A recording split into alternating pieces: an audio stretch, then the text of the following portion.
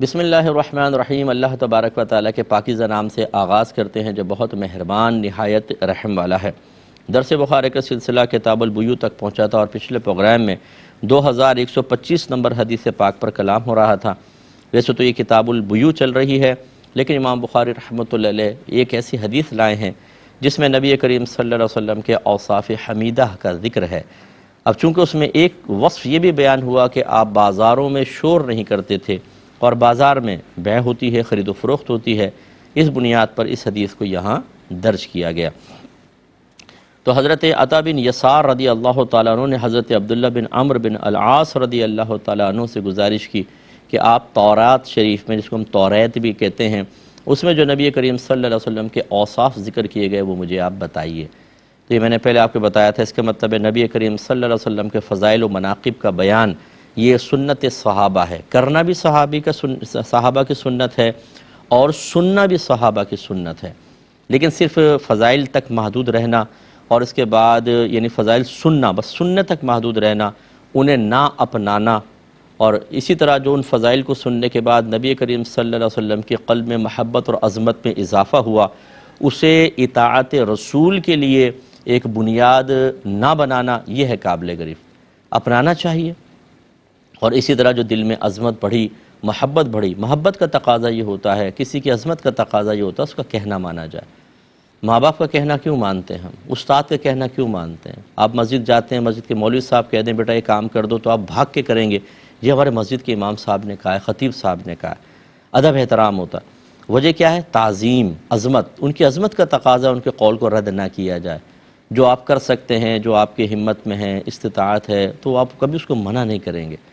ایسی جب کسی کو کسی سے محبت ہو جاتی ہے، مطلب عشق مجازی کو چھوڑ دیجئے، ویسے دیکھیں جو بیوی بچوں سے محبت کرتا ہے، ان کی خواہشات پوری کرتا ہے، دوست سے پیار محبت ہوتا ہے، ان کی بات کو مانتا ہے، تو اسی طریقے سے جس کو نبی کریم صلی اللہ علیہ وسلم سے محبت ہو اور جس کے قلب میں آپ کی عظمت ہو، پھر وہ آپ کا حکم نہ مانے، یہ بڑی عجیب و غریب بات ہے۔ لیکن ماشاءاللہ ہم لوگ صرف باتوں کے غازی ہیں، چونکہ غلامی رسول میں موت بھی قبول ہے، جو ہونا عشق مصطفیٰ تو زندگی فضول ہے، ایسے نعرے لگانے میں بڑے ماہر ہیں، لیکن غلامی رسول میں سرکار کی اطاعت قبول نہیں ہے، کہنا ماننا قبول نہیں ہے، اپنی غلط نفسانی خواہشات کو چھوڑنا قبول نہیں ہے، ان کی پسند پر اپنی پسند ناپسند کو قربان کرنا یہ قبول نہیں ہے۔ لیکن غلامی رسول میں موت بھی قبول ہے، موت قبول ہے پپو کو، باقی کوئی چیز قبول نہیں ہے۔ مطلب یہ اپنے آپ کو ہم کیوں نہیں ایک احتساب کے کٹہرے میں کھڑا کر کے خود اپنا سختی کے ساتھ محاسبہ کرتے کہ کس کو دھوکہ دینا چاہتے ہیں؟ اس قسم کے نعرہ لگا کر وہ شخص کہ جو اطاعت رسول سے بھاگتا ہو، جو نبی کریم کے احکام سن کے اس کا چہرہ بگڑ جاتا ہو، منہ بن جاتا ہو، دل میں کراہت اور ناپسندیدگی پیدا ہوتی ہو، اور جب کوئی احکام سنانے والا سامنے سے آئے تو دوست کو کونی مار کے کہے مولوی آ رہا ہے نماز کا، بولے گا نکل لے وہ سائیڈ میں، تو وہ دیوار کے پیچھے چھپ جائے اور دور سے پوچھتا رہے کہاں گیا، مولوی گیا کہ نہیں گیا؟ اور جب وہ کہے کہ ہاں نبی کا قاصد چلا گیا، اللہ تعالیٰ کا قاصد چلا گیا، تو کہے یار اچھا ہوا، وہی نماز، وہی روزہ، تو اور پھر آ کے کہے غلامی رسول میں موت بھی قبول ہے۔ تو خدا کا خوف کرو بھائی، غلامی رسول میں خدا کا خوف بھی قبول کر لو، یہ بہت اچھی بات ہے۔ اس خواب غفلت سے جاگنے کی ضرورت ہے۔ تو بہرحال یہ اوصاف جو بیان ہوئے ہیں، اور اس کی میں تھوڑی سی تشریح بیان کر رہا ہوں، اس کی وجہ یہی ہے کہ ہم ان اوصاف کو سنیں، ایک تو ان کو اپنائیں، کیونکہ اللہ تعالیٰ نے اپنے حبیب کریم صلی اللہ علیہ وسلم کو رول ماڈل بنایا۔ لقد کان لکم فی رسول اللہ اسوۃ حسنہ، ضرور بے شک ان نبی کریم صلی اللہ علیہ وسلم کی زندگی میں تمہارے لیے بہترین عملی نمونہ ہے۔ اس کا مطلب ہے کہ دیکھو، نبی کریم کو پڑھو، سیرت کی کتابیں پڑھو، ان کے بارے میں سنو، اور پھر اپنے آپ کو ان کے اخلاق کے، ان کے عادات و اطوار کے سانچے میں ڈھال لو، کہ کوئی دیکھے تو آپ کے ہمارے ہر عمل سے ظاہر ہو سنت رسول، نبی کریم صلی اللہ علیہ وسلم کی اطاعت، یہ ہے کمال۔ اور ایسا نہ ہو کہ سنیں سب اور پھر کریں اپنے من کی، اور اپنے نبی کا کہنا نہ مانیں، صحیح نہیں ہے۔ تو ایک اس میں وصف یہ بیان ہوا تھا، اور نہ بازاروں میں شور کرنے والے ہیں، چھچوری حرکتیں جس کو کہتے ہیں عرف عام میں، ایسی کوئی حرکت نبی کریم صلی اللہ علیہ وسلم نے نہیں فرمائی۔ اور اس پہ میں آپ کو پچھلے پروگرام میں عرض کر رہا تھا کہ مکی زندگی 40 سالہ مکی زندگی ہے، پورے 40 سال، ابھی اعلان نبوت نہیں ہوا، ابھی شرعی احکام کے نزول کا تسلسل نہیں ہو رہا ہے، ابھی تو اعلان نبوت بھی نہیں ہے، لیکن وہ 40 سال تک اتنی بے داغ زندگی کے کوئی ایک بھی تنقید نہ کر سکا، انگلی نہ اٹھا سکا، یہ ہے کمال۔ ایسا ہمیں ہونا چاہیے۔ تو نبی کریم صلی اللہ علیہ وسلم نے اللہ تعالیٰ فرماتا ہے، نہ آپ بازاروں میں شور فرمانے والے ہیں اور نہ برائی کا بدلہ برائی سے دیتے ہیں۔ برائی یعنی اس کا مطلب یہ ہے کہ کوئی ہمارے ساتھ، نبی کریم کے ساتھ برائی کرتا تھا، آپ کی ذات کے اعتبار سے آپ کو تکلیف پہنچاتا تھا، تو آپ برائی کا بدلہ کبھی برائی سے نہیں لیتے تھے۔ ہاں اگر کوئی اسلام کے خلاف کرتا، اسلام کو نقصان پہنچاتا، تو پھر میرے آقا صلی اللہ علیہ وسلم ضرور اس کے خلاف کارروائی کرتے تھے، یا وہ اللہ کے احکام کو توڑتا تھا تو نبی کریم صلی اللہ علیہ وسلم پھر معاف نہیں فرماتے تھے۔ اسی لیے رجم بھی کیا ہے، یعنی پتھر مار کے ہلاک کرنا سرکار نے تو نہیں کیا، لیکن رجم کا حکم دیا، ہاتھ کاٹنے کا آپ نے حکم دیا ہے، دیگر سزائیں بھی آپ نے جاری فرمائی ہیں، کبھی آپ نے اظہار ناراضگی بھی فرمایا ہے۔ وہاں یہ نہیں کہ وہ معاف کر دیا، وہاں تو اللہ کا قانون جاری کرنا ہے۔ ایسی جو اسلام کے خلاف کام کر رہا ہے اس کے خلاف کام آپ نے کیا، لیکن جس نے آپ کی ذات کو نقصان پہنچایا، آپ کو ہرٹ کیا ہے، اس سے آپ نے کبھی انتقام نہیں لیا، یہ آپ کی شان تھی۔ تو برائی کا بدلہ برائی سے نہیں دیتے، بلکہ میرے آقا صلی اللہ علیہ وسلم نے یا تو حسن اخلاق دکھایا ہے اور یا پھر دعائیں دی ہیں۔ آپ مشہور واقعہ ہے، سرکار صلی اللہ علیہ وسلم ایک دفعہ کہیں واپس آ رہے تھے، صحابہ کرام نے درخت کے نیچے آپ کے لیے بچھونا بچھا دیا، سرکار آرام فرما رہے تھے، تلوار درخت کے ساتھ لٹکی ہوئی تھی، صحابہ اپنے کام میں مشغول تھے، ایک کافر آ گیا اور اس نے آپ کی تلوار اٹھا لی۔ نبی کریم نے آنکھیں کھول دیں، اس نے کہا کہ اے محمد بتاؤ اب تمہیں مجھ سے کون بچائے گا؟ تو میرے آقا صلی اللہ علیہ وسلم نے فرمایا کہ اللہ، اور وہ ایسا سرکار نے لفظ وہ زبان اقدس سے نکلا کہ اس کے دل پر ایک وار ہوا، لرز گیا، اس کے ہاتھ سے تلوار گر گئی۔ میرے آقا صلی اللہ علیہ وسلم نے تلوار اٹھا لی اور فرمایا بتا اب تجھے مجھ سے کون بچائے گا؟ تو اس نے کہا اگر آپ مجھے جانے دیں تو کرم نوازی ہوگی۔ سرکار نے فرمایا اسلام لاتے ہو؟ اس نے کہا کہ نہیں، لیکن یہ وعدہ کرتا ہوں کہ آپ کے خلاف کسی کی مدد نہیں کروں گا۔ سرکار نے فرمایا جاؤ۔ یہ دیکھیں، یہ برائی کا بدلہ برائی سے نہ دینا۔ اگر اس نے آپ کو قتل کرنے کا ارادہ کیا تھا اور میرے آقا اسے وہ پھنس گیا اور اس کو پھر مروا دیتے، یہ تھا کہ بھئی اس نے ایک برائی کا ارادہ کیا تو آپ نے اس کے ساتھ ایسا ہی معاملہ کیا، لیکن اپنی ذات کا مسئلہ تھا، سرکار نے بالکل انتقام نہیں لیا۔ اسی طریقے سے فتح مکہ کے موقع پر جب بہت سارے کفار جنہوں نے پہلے تنگ کیا تھا وہ کھڑے ہوئے ہیں سر جھکا کے ندامت سے، خوف کے ساتھ کہ شاید آج یہ ہمیں مار دیں گے، تو میرے آقا صلی اللہ علیہ وسلم نے ان کی حالت دیکھ کے فرمایا کہ آج تم مجھ سے کس سلوک کی توقع کرتے ہو؟ انہوں نے کہا کہ آپ کریم ہیں، کریم باپ کے بیٹے ہیں۔ مراد یہ ہے کہ کریم جب غالب آتا ہے، کرم فرمانے والا غالب آتا ہے تو کرم فرماتا ہے، ظلم نہیں کرتا، انتقام نہیں لیتا۔ میرے آقا صلی اللہ علیہ وسلم نے فرمایا کہ لا تثریب علیکم اليوم، آج تم میں سے کسی پر کوئی گرفت نہیں ہے، جاؤ تم سب آزاد ہو۔ یہ ہے برائی کا بدلہ برائی سے نہیں لیا۔ بہت سارے اسی طرز عمل کو دیکھ کر ایمان لے آئے، لیکن ہمارا اصول کیا ہوتا ہے؟ ایک گالی دے گا 10 گالی سنے گا، تو ہمیں گالی دے گا تیرے پورے خاندان کو گالیاں دیں گے، ایک ہاتھ مارے گا ہم تو 10 ہاتھ مارتے ہیں، کوئی غریبان پہ ہاتھ ڈالتا ہے ہم ناک توڑ دیتے ہیں۔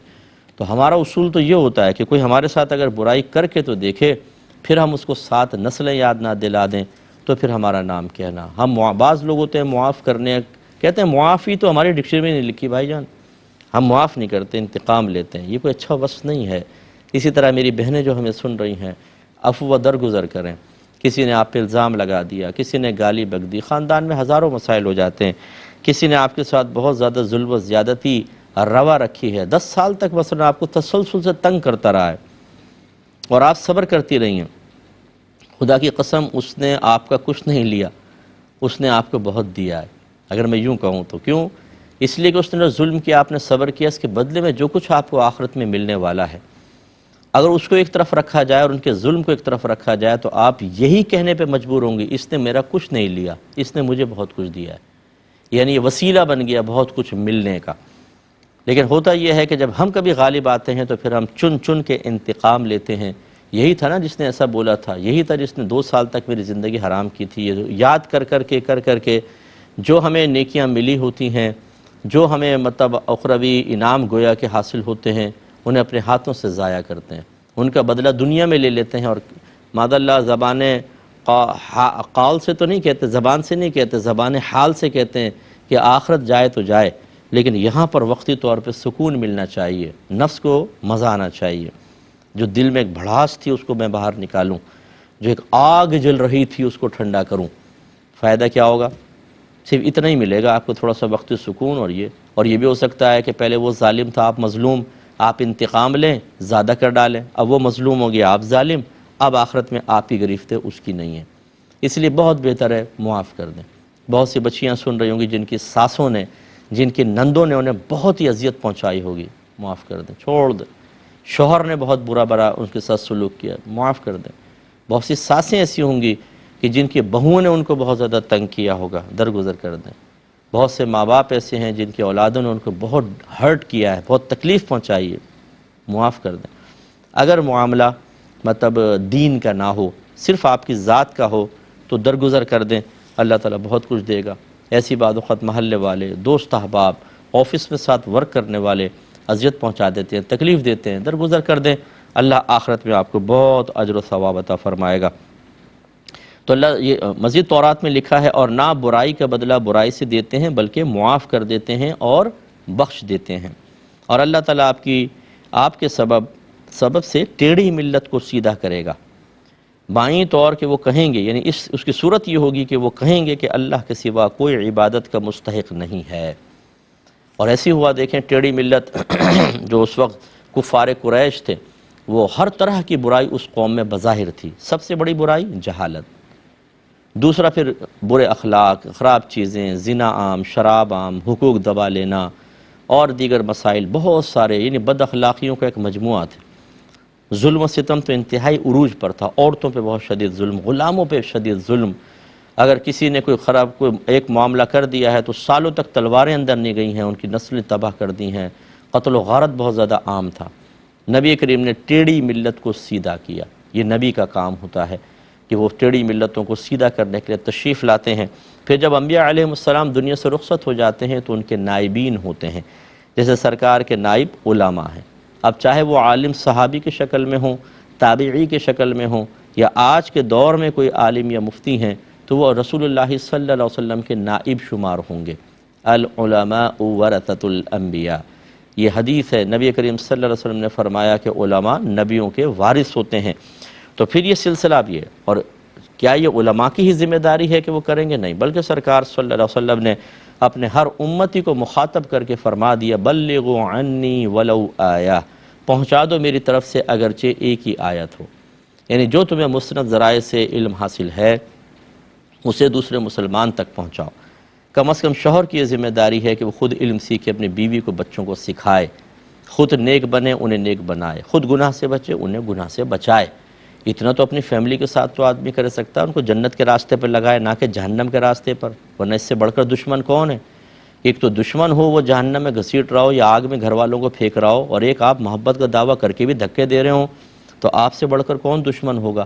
اور اکثر لوگ اپنے گھروں میں یہ دشمنی کر رہے ہیں، اپنے گھر والوں کو جاہل رکھنا، نہ ان کو دین سکھاتے ہیں، نہ ان کو اخلاقیات سکھاتے ہیں، نہ انہیں گناہ سے روکتے ہیں، نہ انہیں نیکی کا کوئی عمل بتاتے ہیں صحیح طرح، نہ ان کو جنت کے راستے پہ مستقل مزاجی سے لگانے کا شعور ہے، نہ جہنم سے بچانے کا۔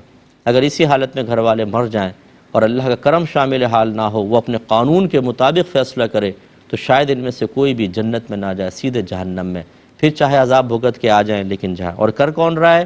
گھر کا سرپرست، محبت کرنے والا۔ تو اس سے بھی ہمیں درس حاصل کرنا چاہیے کہ اللہ تعالیٰ نے فرمایا اللہ تعالیٰ اس کے ذریعے ایک ٹیڑھی ملت کو سیدھا کرے گا۔ اس کا مطلب ہے کہ ہمارے نبی کا کام تھا تبلیغ کرنا، جہالت کو دور کرنا، علم سکھانا، نیکی کا حکم کرنا، برائی سے روکنا۔ تو غلام اپنے آقا کی چیزوں کو اختیار کرتا ہے۔ اچھا غلام تو وہ ہوتا ہے کہ آقا کی زبان سے کچھ نہ نکلے، صرف ان کے عمل کو دیکھ کر، ان کے بھووں کے اشاروں کو دیکھ کر، باڈی لینگویج سے اندازہ کر لے کہ اس وقت چاہتے کیا ہیں، اس کے مطابق کرے، یہ بہترین غلام کہلائے گا۔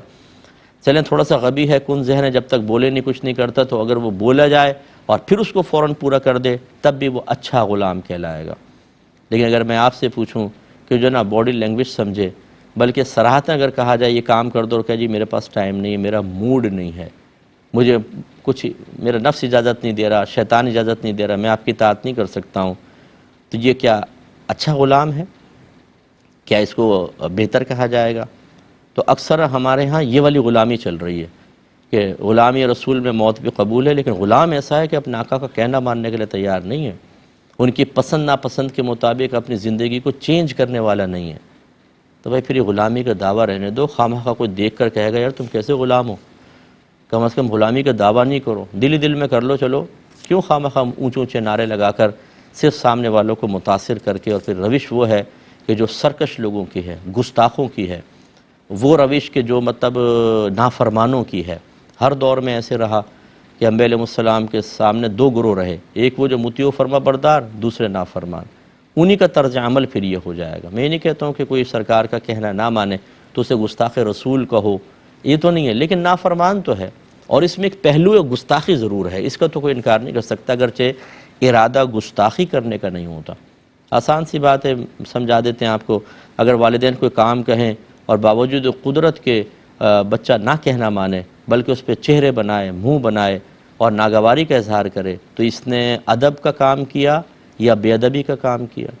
تو آپ کہیں گے بے ادبی کی، اور بے ادبی گستاخی ہوتی ہے، تو اس کا مطلب اس میں گستاخی کا پہلو تو ہے۔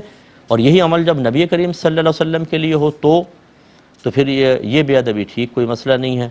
باقی کوئی دوسرا اگر کسی بھی لحاظ سے بے ادبی کرے تو پھر ہم فوراً کہیں کہ یہ بے ادب ہے، گستاخ ہے۔ تو ہم اپنے طرز عمل کو بھی دیکھیں کہ کیا اس میں خدا نخواستہ نادانستہ طور پہ کوئی بے ادبی گستاخی کا پہلو ہے یا نہیں، اس پہ توجہ کرنے کی ضرورت ہے۔ اگلے باب کی طرف آتے ہیں، باب الکیلی علی الباعی والمعطی، ناپ تول کرنے والے کی اجرت فروخت کرنے والے پر ہے اور دینے والے پر ہے۔ یعنی پہلے دور کے اعتبار سے ایسا ہوتا تھا کہ ایک طرف سے تو غلہ ہے، جیسے دوسری طرف سے پیسہ دے رہا ہے تو غلہ بھی تولنا ہے، اور اسی طرح وہ پیسوں کو یہ کھوتے ہیں یا کھرے ہیں، دراہم ہوتے تھے، دنانیر ہوتے تھے، یہ تو یہ اس کو جانچنے پرکھنے کی ذمہ داری مشتری کی تھی کیونکہ اس کی طرف سے آئے گا، اور غلہ وزن کرنے کی ذمہ داری اس کی طرف سے ہے کہ تول کر دے گا۔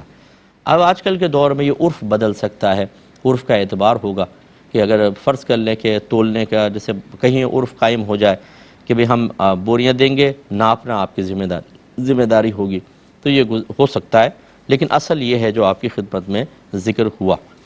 اب اس پہ ایک حدیث لائے ہیں، 2126 نمبر حدیث پاک ہے۔ حضرت عبداللہ بن عمر رضی اللہ تعالی عنہما بیان کرتے ہیں کہ رسول اللہ صلی اللہ علیہ وسلم نے فرمایا، جو شخص غلہ خریدے تو جب تک اس پر پورا قبضہ نہ کر لے اس کو فروخت نہ کرے۔ پورا قبضہ کرنے کا مطلب اچھی طرح تلوا کر پھر فزیکلی طور پہ اپنے قبضے میں لے لینا، پھر آگے بیچنا۔ تو یہ پہلے بھی اس پہ کلام ہو چکا ہے کہ قبضے کی مختلف چیزوں پر قبضے کی مختلف صورتیں ہوتی ہیں۔ انشاءاللہ زندگی رہی تو نیکسٹ پروگرام میں اس پہ تھوڑا سا مزید کلام کر کے حدیث کی وضاحت کریں گے۔